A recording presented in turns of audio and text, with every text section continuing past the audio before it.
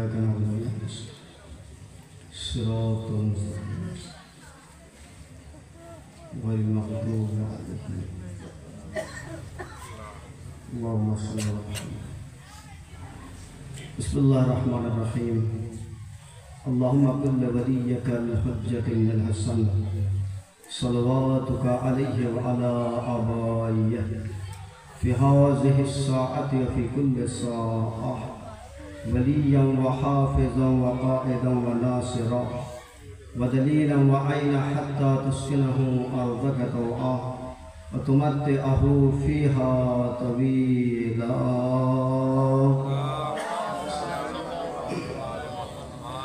رب اشرح لي صدري ويسر لي أمري واحلل عقدة من لساني يفقهوا قولي.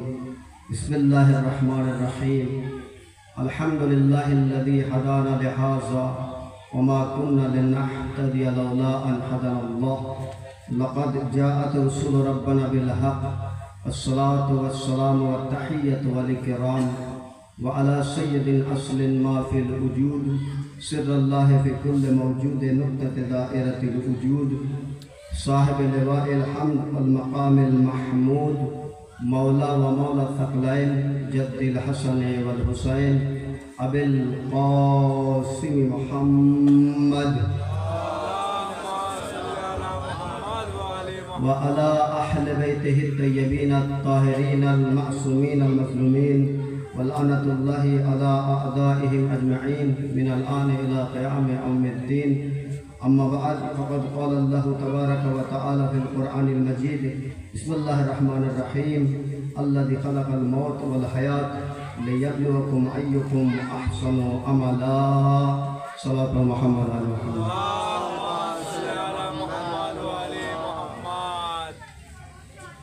সর্বপ্রথম আমি আপনাদের অনুরোধ করব যে একবার আলহামদুলিল্লাহ, তিনবার কুলুসুরা, আগে পরে তিনবার কুতুব শরীফ করে আমাদের গ্রামের প্রত্যেক মারহুম মারহুমা, বিশেষ করে যারা এই কবরস্থানের জন্যে এগিয়েছিলেন আর তারা মারা গিয়েছে, তাদের জন্য এই সব হবে। আল্লাহুম্মা সাল্লি আলা মুহাম্মাদ اللهم صل على محمد وآل محمد اللهم صل على محمد. بسم الله الرحمن الرحيم. الحمد لله رب العالمين. إياك نعبد وإياك نستعين صراط المستقيم صراط الذين أنعمت غير المغضوب عليهم. بسم الله الرحمن الرحيم. قل هو الله أحد الله الصمد لم يلد ولم يولد ولم يكن له كفوا أحد. بسم الله الرحمن الرحيم. قل هو الله أحد الله الصمد لم يلد ولم يولد ولم يكن له كفوا أحد. بسم الله الرحمن الرحيم. قل هو الله أحد الله الصمد لم يلد ولم يولد ولم يكن له كفوا أحد. اللهم صل على محمد وآل محمد اللهم صل على محمد وآل محمد اللهم صل على محمد وآل محمد محمد وآل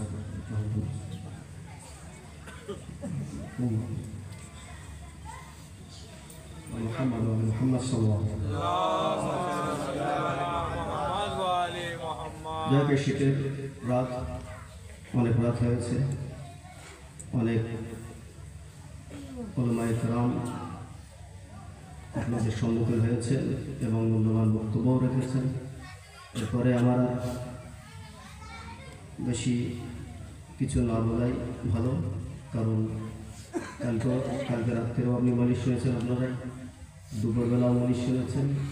এখন হচ্ছে যে আমরা মিলাদ মাহফিল করি, মালিশ করি, আমাদের পছন্দ মোতাবেক শায়েরদেরকে ডাকি, 5,000, 10,000, 20,000, 30,000, 40,000 তাদের পিছনে এক রাতে খরচ করে দিই, বা একটা অনুষ্ঠানে 4 লক্ষ টাকা খরচ করি বছরে।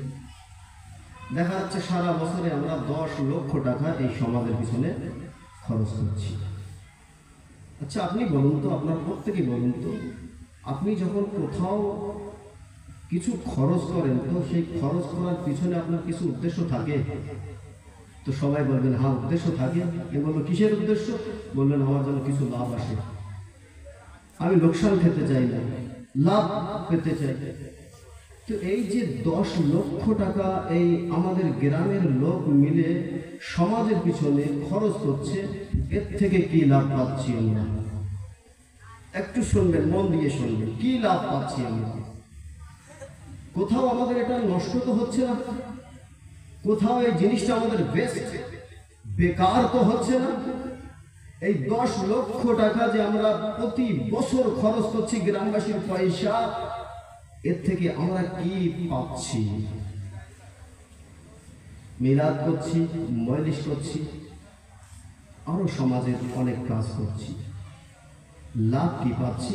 এইটা একটু বলবো আপনাদের সম্মুখে, তারপরে সমাপ্ত করব। লাভ কি পাচ্ছি?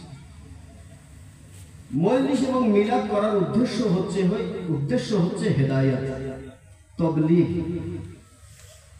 তবলিগ থেকে কিছু নিয়ে নেওয়া। এখানে যে আজ 5-7 জন আলেমে দিন বক্তব্য রাখছেন, এখানে যে বেশ অনেকেই বসে আছেন, বা এই অনুষ্ঠানটি করার জন্য ছেলেরা খেটেছে, পরিশ্রম করেছে, গ্রামে প্রত্যেকের বাড়ি যে পয়সা আছে এই অনুষ্ঠানের ব্যবস্থা করেছে, পিছনে উদ্দেশ্য যদি না থাকে এ করাও বেকার, এই কাজগুলো করাও বেকার। তো এই যে উলামায়ে কেরাম আপনাদের সম্মুখে বক্তব্য রেখেছেন, এর থেকে যদি আমি কিছু না নিয়ে যেতে পারি তাহলে মনে করতে হবে সব বেকার।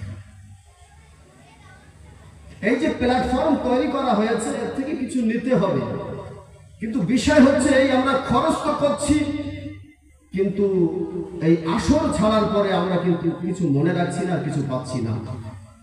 এখান থেকে হেদায়েত হয়, এখান থেকে তাবলীগ হয়, এখান থেকে ধর্মীয় শিক্ষা জ্ঞান দেওয়া হয়, তারপরে আমরা যখন বাইরে চলে যাই যেরকম ছিলাম সেরকম ভাবে চলাচল করছি। আমাদের মধ্যে বিন্দু মাত্র পার্থক্য আসে না।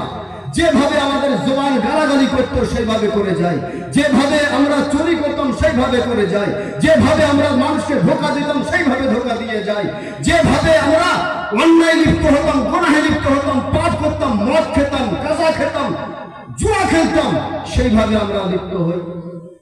এত পয়সা খরচ করার পরেও যদি আমি সেই কাজে লিপ্ত হই, তে করা বেকার। কেন হই?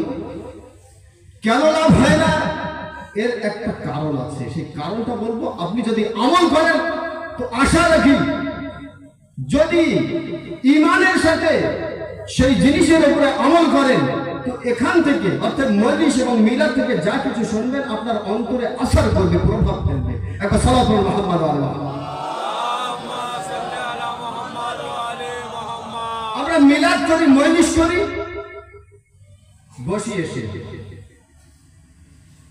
অনেক আমার বাপ দাদারা আছে, অনেক ভাইয়েরা আছে, অনেক ক্ষেত্রে বিসমিল্লাহ পড়ে, যেমন খাবার সময় বিসমিল্লাহির রহমানির রহিম।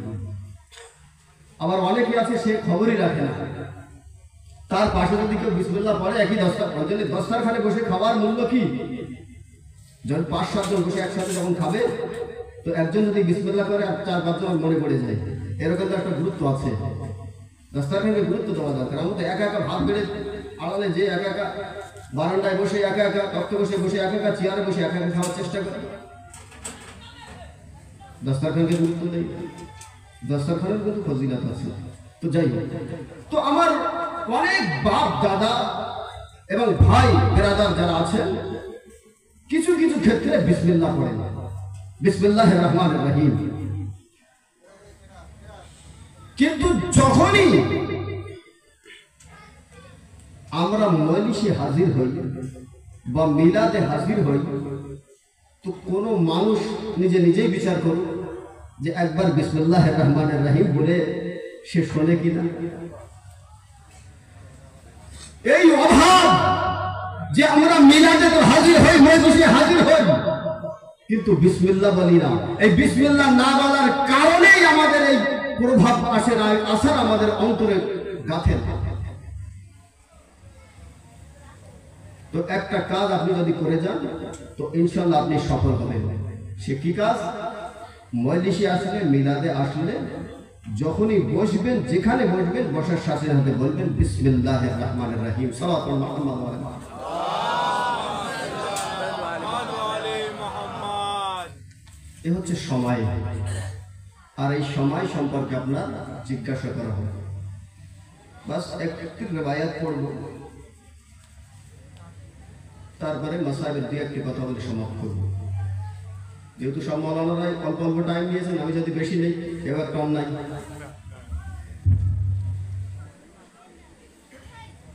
ইমাম যায়নুল আবেদিন আলাইহিস সালাম যখন কারবালার মর্মান্তিক ঘটনা হয়ে যায় তো মদিনায় আসেন। তো ওখানে এক লগড়ি ছিল, হাসি ঠাট্টা পাকামো বেশি করতো, মানুষকে হাসাতো, মানুষকে হাসিয়ে কিছু পয়সা অর্জন করত।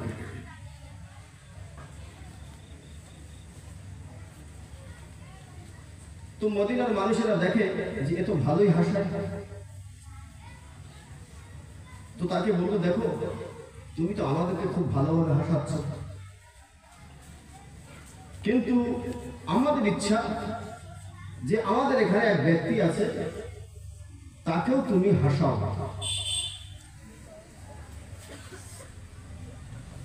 তুমি আচ্ছা ঠিক আছে। মদিনাওয়ালারা ইমাম যায়নুল আবেদিন আলাইহিস সালামের কথা বলবে, তাকে ধরে নিয়ে এসেছে কোথায়? ইমামের খেদমতে। চলো ইমামের খেদমতে। আসছিল ইমামের খেদমতে, ইমামও ওই রাস্তা দিয়ে যাচ্ছিলেন সাহাবাদের সঙ্গে। তো মদিনাওয়ালারা বলে ওই আসছে। তো যখনই ওই ব্যক্তি ইমামের পাশে আসে তো ইমামের মাথা, ইমামের শরীরে যে চাদর ছিল সেই চাদরটি কেড়ে নিয়ে নিজে পড়ে নিল,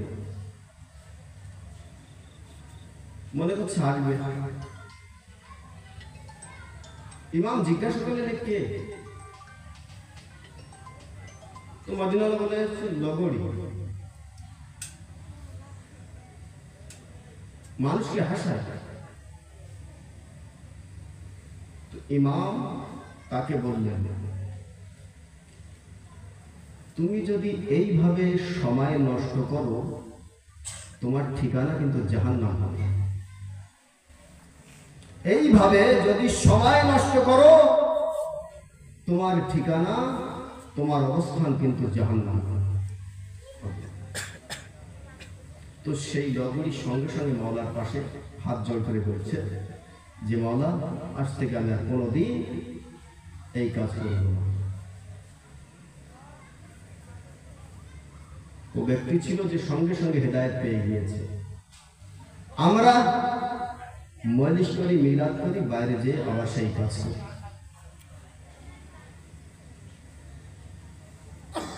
তো এর হিসাব কিন্তু আমাদের দিতে হবে। আজ 28শে রজব, যে দিন আমরা পেরিয়েছি, 28শে রজব হচ্ছে আমাদের জন্য মর্মান্তিক দিন, আহলে বাইতের জন্য মর্মান্তিক দিন। কে ঘরে থাকতে ভালোবাসে? প্রত্যেকে নিজের বাসায় থাকতে, নিজের ঘরে থাকতে ভালোবাসে, নিজের গ্রামে থাকতে ভালোবাসে, নিজের এলাকায় থাকতে ভালোবাসে। কিন্তু রাসূলের দৌহিত্র ইমামে হুসাইনকে, আলীর লাল ফাতেমা জাহরার কলেজার টুকরো ইমামে হুসাইনকে বাধ্য করা হয়েছে নিজের এলাকা ছাড়তে, নিজের ঘর ছাড়তে, নিজের বাসা ছাড়তে। 28শে রজব থেকে নিয়ে আশুরার রাত পর্যন্ত কেউ বলতে পারবে না যে ইমামে হুসাইন আলাইহিস সালাম যুদ্ধের জন্য প্রস্তুতি নিয়েছিলেন। সব সময়টা ইমামে হুসাইন মানুষকে হিদায়াত করার জন্য প্রস্তুতি নিয়েছিলেন। সর্বপ্রথম যেখানে আসার কথা না, ইয়াজিদের হুকুমের মোতাবেক, ওয়ালিদের হুকুমের মোতাবেক, সেখানেও হুসাইন আলাইহিস সালাম হাজির হয়েছে, যাতে পরবর্তী মানুষ এই কথা না বলতে পারে আরে ইয়াজিদ ডেকেছিল, হুসাইন অপমান করেছিল, যে কারণে ইয়াজিদ হুসাইনকে মেরেছে, হুসাইন সেখানে গেল। তারপরে মদিনা ছেড়ে মক্কায় আসলেন। মক্কায় যখন হুসাইনকে মারার পরিকল্পনা করা হলো, ইমামে হুসাইন কাবা ঘরের সম্মানকে বজায় রাখার জন্য ওখান থেকে চলে গেলেন। কোথায় আসলেন? কারবালায়। 2 মুহররমে হাজির হলেন। 4th মুহররমে ইয়াজিদি সেনা সৈন্যরা এসে হুসাইনকে ফুরাতের পাশ থেকে হাঁটিয়ে দিয়ে 7 মুহররমে পানি নেই। একটি আওয়াজ ছিল, বেদনার আওয়াজ, দুঃখের আওয়াজ। চোখ থেকে পানি আসবে। কি আওয়াজ? আল আতাশ, আল আতাশ। আমার যদি ক্ষমতা থাকে আর আমার সেই ক্ষমতাকে যদি প্রয়োগ করতে না দেওয়া হয়, তো আমার হৃদয়ের মধ্যে, আমার কলেজের মধ্যে কি হবে? গাজী আব্বাস ওখানে আছেন, ইমামে হুসাইনও আছেন, সবার বাহাদুরির পরিচয়। কিন্তু পূর্বে যুদ্ধে দিয়েছিলেন। ক্ষমতা থাকার পরেও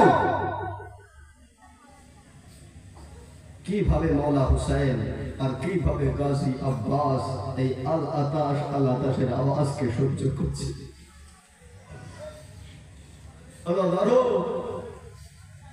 এমন সময় আসলো আমার আপনার মওলা হুসাইনের ওপর, যে হুসাইন বললেন, আনা কাতিলুল আবরার। আরে আমাকে তো কাঁদিয়ে কাঁদিয়ে মারা হয়েছে। মওলা, আপনাকে কিভাবে কাঁদিয়ে কাঁদিয়ে মারা হলো? আমার মনে হয় মওলা বলবেন, কেন? আরে রাসূলের সদৃশ্য আলী আকবরকে আমার সামনে মারা হলো। আরে তার কলেজে বার হয়ে গিয়েছিল। মওলা, আপনাকে কিভাবে কাঁদিয়ে কাঁদিয়ে মারা হলো? তো মওলা হুসাইন বলবেন, আরে আমার 6 মাসের শিশু আলী আসগারের গলা শুকিয়ে গিয়েছিল। আরে ঠোঁট যখন বন্ধ হয়ে যাচ্ছিল না, তো খুলছিল না, আর যখন খুলে যাচ্ছিল বন্ধ হচ্ছিল না। এতটা আলী আসগারের ঠোঁট শুকিয়ে গিয়েছিল। সেই আলী আসগারকে নিয়ে হুসাইন বললেন, আরে সেনারা, আমার আলী আসগারকে এক কাতরা পানি পান করে দাও। তো কেউ হবে না। অবশেষে আলী আসগারের ছোট্ট গলায় 3 ফেলা তীর নিক্ষেপ করা হয়। আরে হুসাইনের কোলে আলী আসগার জবাই হয়ে যায়। কত মুসিবত আলী আসগারকে নিয়ে হুসাইন সহ্য করেছেন। হুসাইন বাধ্য হলেন, আরা কাতিলুল আবরার, আমাকে কাঁদিয়ে কাঁদিয়ে মারা হয়েছে।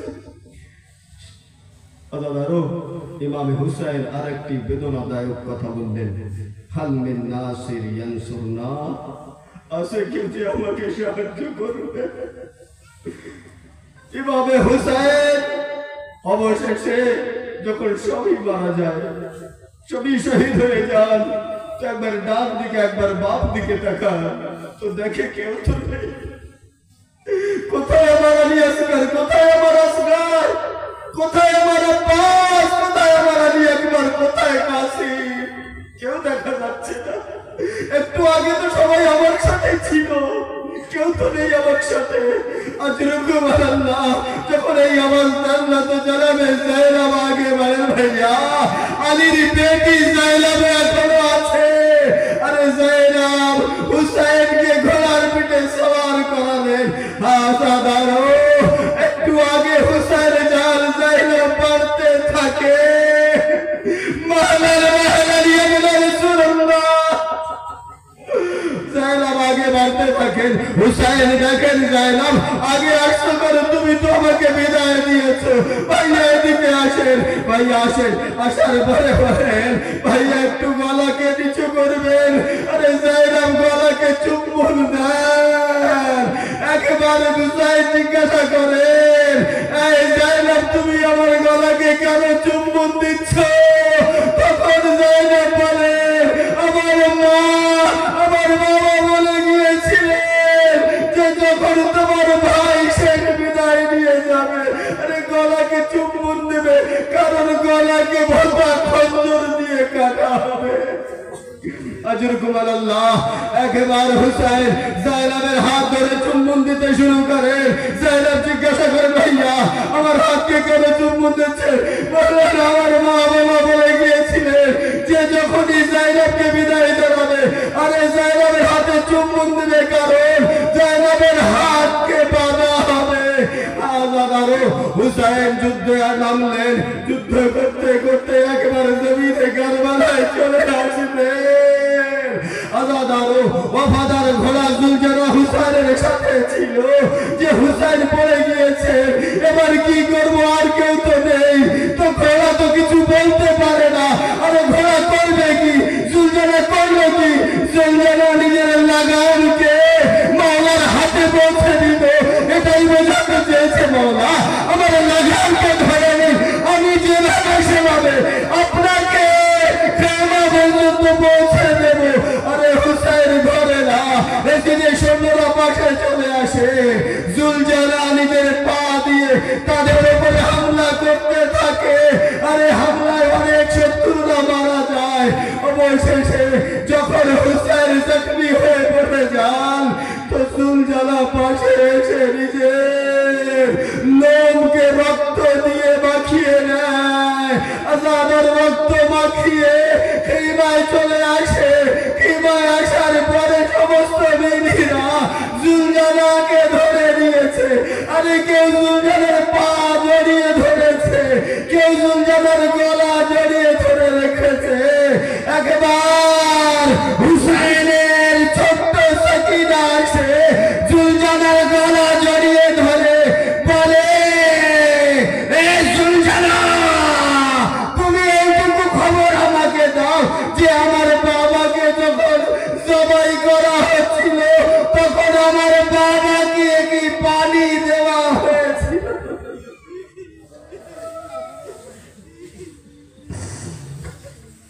سيعلم الذين ظلموا أي منقلب ينقلبون